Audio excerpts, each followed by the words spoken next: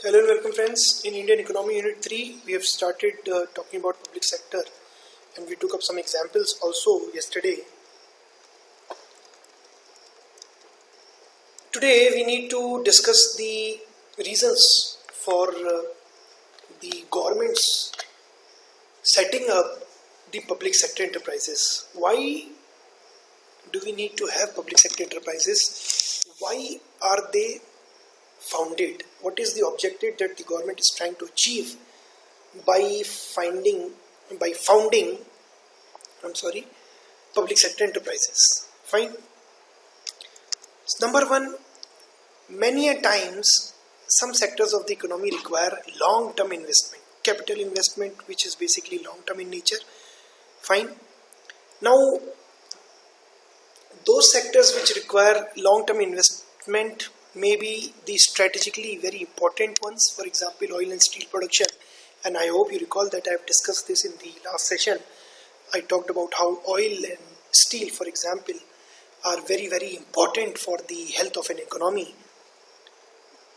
For example, in India, if you talk about the crude oil and the refinery products which are produced after refining crude oil, they are used for transportation requirements.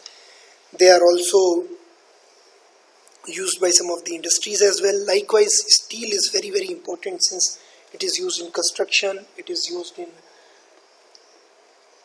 when you are building bridges and other such infrastructure, and that is why it is very, very important for an economy. And in such important businesses, the governments don't want that they should rely too much on the private sector enterprises. So they do what they found public sector enterprises in these sectors, as is the case with India. For example, oil, we have seen ONGC and GAIL and oil for oil exploration and production, and for retailing we have got IOC. Likewise, for steel we have got Steel Authority of India Limited and RINL, Rashtriya Ispat Nigam Limited. Fine. Then those businesses which have a very long gestational period. Now what do we mean by gestational period? Now gestation basically means the day on which you start investing the money and the day on which you start earning some returns. What is the time gap between the two? For example, if I am a small time tea vendor, I can start investing money today and buy the equipments, I can buy the stove, and then I can start my business today itself. The gestation period would be just one day, because I would start earning today itself, because I would sell teas and I would start earning.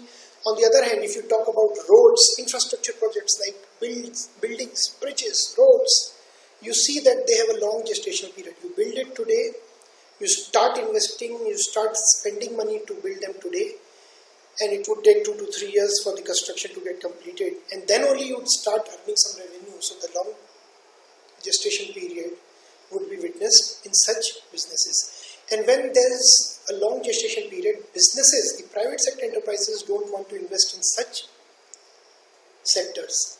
So it is now left for the government to fill up the void and to set up enterprises in these sectors, and that is why you find public sector enterprises in these kind of sectors where the gestation period is relatively longer. Then another role that the public sector enterprises play is to encourage the small scale and ancillary industries. Let me tell you what we mean by ancillary industries. For example, we have here the BBA course running, and some of the students who would come here, they would probably belong to some places like Dharchula, or maybe some places like UP or Rajasthan. When they come here, and since they are not locals here, they need some place to stay at. So, in a sense, what I am doing is helping these people outside which are located near the premises of the degree college and who have their own houses. They can rent their houses, or they can rent rooms or room sets. So this is an example of an ancillary industry. Fine. Likewise, these students might want to have some food somewhere. So all those people who provide them food and charge them money, of course, they are example of ancillary industries. If Ashoka Leyland has set up its plant in Rudapur, there are so many housing societies which have come up to provide lodging to these people who are working with Ashoka Leyland. So this is an example of ancillary industry. The buses which carry these people to and fro from their home to the office, they are examples of the ancillary industries, right? And supposing to pack some of these spare parts, Ashoka Leyland requires cardboards. A company who is supplying them cardboards for this particular purpose would also be an example of an ancillary industry. And when you set up a public sector organization, you basically encourage these kind of small scale and ancillary industries. How? Because these public sector organizations, they also purchase their supplies from small scale industries and ancillary industries, and many a times they prefer buying from these kind of industries. So when they buy from these industries, naturally these small scale and ancillary industries would also prosper. And this is the reason why the governments also prefer these public sector organizations to buy from small scale sector industries or ancillary industries. Fine.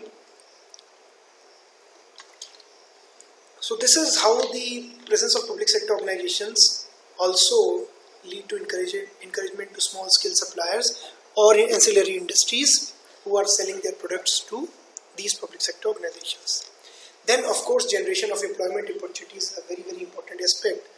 Though slowly you would find that even in public sector organizations, manpower restructuring is taking place so that they can work efficiently with less number of workers. But yes, still generation of employment is another objective that is met by the public sector organizations. Then the public sector organizations also play another important role. They ensure balanced regional development. They ensure that all the parts of the country develop in a coordinated, balanced fashion. For example, if you look at the steel plants in the public sector steel plants, they are there in Bhilai, which is now in Chhattisgarh, then Rourkela, which is part of Odisha, and Durgapur, which is part of West Bengal. Right? Now, when these steel plants come up in these three different states, naturally the growth would not be lopsided. All the regions would grow simultaneously in a coordinated fashion. Fine. So that is why steel plants have been deliberately located in different states. Right? And all these states, they belong to the part of the country which is rich in coal and which is rich in iron ore, both of which are required for producing steel. Iron ore is used to produce steel, while coal is used to generate electricity, generate heat, which can then be used to melt iron so that steel can be produced. So all these areas, they were having abundant deposits of coal and iron ore. So the government decided that they would not concentrate all the factories in a particular state. They would spread them evenly across different states so that there is a balanced regional growth. Again, fertilizer plant you can find in Sindri in Jharkhand. Likewise, there are so many other PSUs which you find in different places. Only till a few years ago, HMT unit you would have found in Haldwani also. So the objective is to ensure balanced regional growth. Lastly, many public sector organizations, they earn profits, they are profitable, they are being run in a very professional manner and they are able to earn profits. And when they earn profit, what do? They will supply some dividend to their owners, to those who own their shares. And since majority of the shares are owned by government, such a dividend payment, a major portion comes to the government, and in that sense, government is able to use that dividend payment for its welfare schemes. Fine. So this is another objective for which public sector enterprises are set up, generating financial resources for the government. Now let us talk about the unique problems faced by the public sector organizations in India. Many of these public sector organizations are slow to respond to the environmental changes. Please understand, change is the only thing constant in this world. And if they are slow to respond to environmental changes, what will happen? They will soon be swept away and they would be soon dislodged by some other private sector enterprise, a private competitor, which is more responsive to environmental changes. For example, if you talk about the Hindustan Machine Tools, only till a few years ago they had another factory in Haldwani area near somewhere Kathgodam in fact, and because they were not able to respond to environmental changes, there was a change in the customer taste, they were not able to respond to them, they slowly got wiped out. Likewise the case of BSNL, it is not able to provide the quality of service which customer wants, and that is why people have started switching from BSNL to other service providers, and slowly you find that BSNL is losing its market share. So this is one major problem with these public sector organizations. Then poor policy making and execution. Many a times these public sector organizations are not headed by an individual who has vast experience in managing a particular organization or who knows about the market, who knows about how the customer tastes are changing. Many of the times what happens is the government bureaucrats, the IAS officers, they are sent to manage these public sector organizations. This has been happening in so many cases. For example, Air India has been headed by people from the Indian Administrative Services, the retired bureaucrats and the working bureaucrats also. So these people are not experts in businesses. They might be experts in their own field. They might be good in helping the ministers run the government, but they are not good at making business decisions. And that is why the companies under their charge, they suffer. For example, Air India, you know that it has also been incurring losses and government is planning to slowly divest its stake from Air India.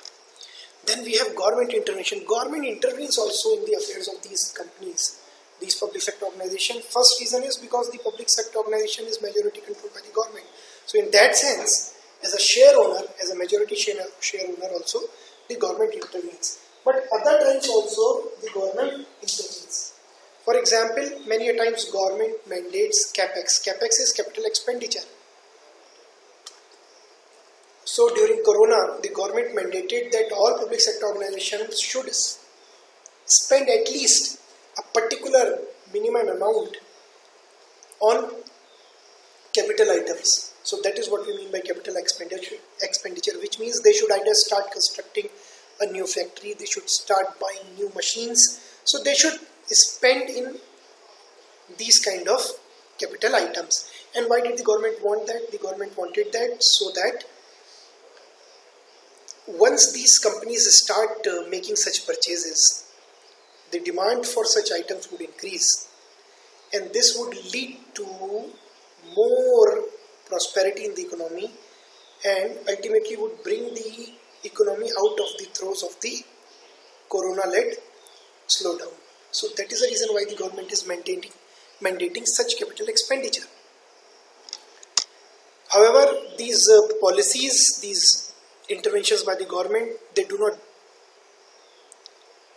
work well for these public sector enterprises. Then many a times these public sector enterprises have to serve unprofitable segments. If you talk about the Uttarakhand Parivahan Nigam, Road Transport Corporation, it has been plying buses in so many routes which are not profitable, which are not giving it sufficient revenue. But it is plying the buses. Why? Because there is a demand from these people who are living in these regions for a bus service, and because of this demand, their representatives, the MLAs, have requested the Road Transport Corporation to start bus services to these areas as well. Though these areas are not generating the kind of traffic or the kind of revenue that Uttarakhand State Road Transport Corporation would have preferred. Then many a times overstaffing is another problem. The requirement of staff is there, but the number is much more than the requirement. So this is an example of overstaffing. This would ultimately lead to people not working because there are already a large number of people, and even if they do not work, it is not going to make such a difference. And more importantly, the government will also have to pay salaries on a regular basis to these people who are over and above the manpower required by the particular organization, by the PSU.